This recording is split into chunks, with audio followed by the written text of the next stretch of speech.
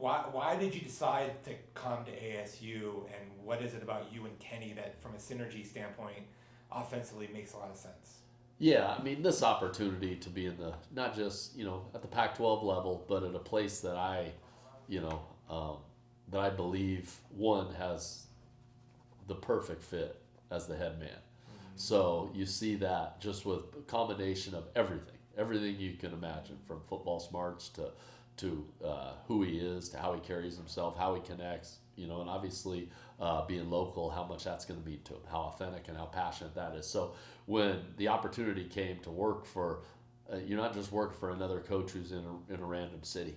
Yeah. You're working for, and a program that I believe with the fourth largest metropolitan area in the country, Yeah. and one Division I football program, the opportunity is off the charts on Yeah. what can happen here. And then on top of that, I've recruited the state of Arizona all the way back to probably mid 2000, or probably 16, 17 years. And every time I came into this state, I said, someday I'm going to be here. I didn't know if it would be after I was all said and done, Yeah. but I've always loved it, and always loved visiting, and always loved the area. So you add up all those things, but more importantly, the people, and starting with the person, Yeah. as far as the head man, but knowing also who he's going to hire as a staff, Yeah. and the growth potential with that. It made all the sense in the world. You've very clearly been an innovator in college football. Kenny has a very firm idea of what he wants to do offensively. How do you marry those two things, and especially with you calling plays? I think it's great. I think, I've always thought of myself as not a finished product. I've always thought of that.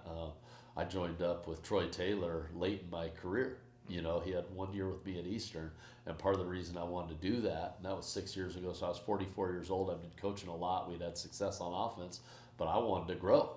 I wanted to grow offensively between us, and that was one of the reasons fortunate enough to hire him. So when you look at this situation, I'm always looking to say, yeah, there's a lot of things we've done well, or some of the offenses, and it's not a me thing, it's the we's of putting together the offense that we've been able to do well, before I ever got here. But look at also the growth potential when you start, molding that with the things that Coach Dillingham's done.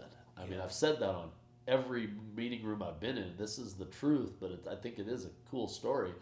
He coached with a wide receiver coach that I coached 4 years with at Eastern, Junior Adams, who was a wide receiver coach at Oregon.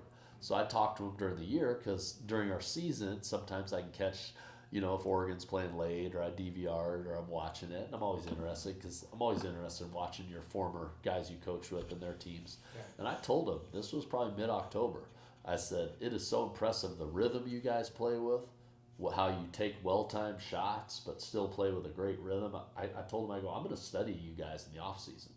That was one of my plans. You always pick out some teams that you want to study in the off-season. So This is well before any of this. So the irony of knowing that I was already loving some of the things I was seeing, and the rhythm they were playing with, and what he was doing to protect the quarterback but still allow him to have tremendous success and responsibility, it was something I wanted to look at. I wanted to study deeper, so the irony to then be able to join up, and then bring things together is really cool. Given all of your experience, what is it like to be on a staff that has so much youth, and in today's college football, the relatability to players and all that stuff? Like, what's your perspective on all that? I almost started laughing, because I finally said it to my wife. I go, it's finally happened. And she goes, what? I'm the old dude. I've always thought of myself, and I still do think of myself as a young dude until I look in the mirror, I look around the room. But no, I get it. I put together a staff at Cal Poly that was very young.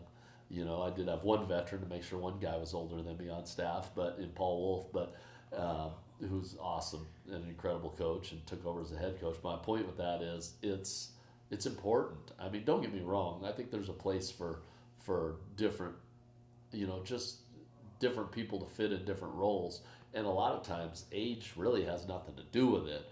But the reality is there is a youthfulness to the connectivity and how you connect and how you recruit and how you do things. That's just a reality with the 18 to 23-year-olds. Yeah. You know, there just is. So to feel that, but I always feel like it keeps me younger, not just being around a young staff, but also just being around the student athletes themselves. Yeah.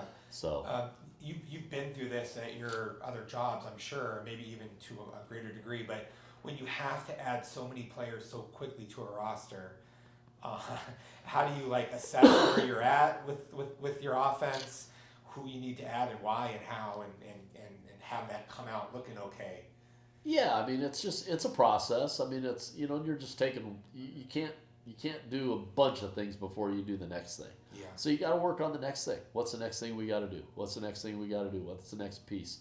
But one of the things that I've, you know, said to a couple people too, and this is very important, and I talked to a couple of guys yesterday, I've been able to connect either over the phone or through text with all of our current guys because they're not around, so you don't get to see them. But I've been able to, I talked to a couple of them on the phone yesterday and definitely connected back and forth through texting. The foundation and the most important guys, you know, within this program going into next year are the guys that are already here. Yeah. It's not the guys we're bringing in. You know, that's the foundation. That's the most important. And don't get me wrong, because everyone sees the guys that are coming in. Everyone sees the Twitter world. Everyone sees that and feels that energy. But the true energy and the true foundation of your program, and there are very good foundational players within our program. And me specifically looking at the offensive side, that now we can build around that when we add the pieces that maybe aren't here with some of the, you know, transfers and high school signees, and then ultimately get to a spot where you you know, you build that to fit your offense, to fit those guys.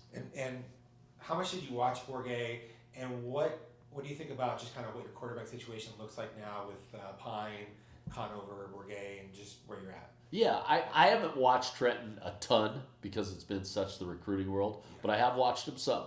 I've watched him some, and we're going to watch even more when we get back in January. We're going to study not just Trenton, but every single player on our roster. I've gotten to peek at some of them. I saw some of them, and I remember some of them.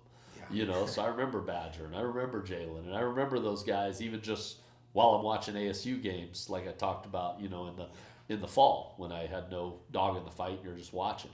So there are definitely some guys that I've watched TV versions of just as a fan, you know, like when you play an early game and you watch the Pac-12 at night or whatever that might be. But now that we're past this recruiting part of things a little bit, now we're getting into the meat of connecting and evaluating the current players. And I've connected with some of those guys, talked to Trenton again a day or two ago, talked to some other guys in the last day or two, and then ultimately putting together basically cut-ups of every player on the team.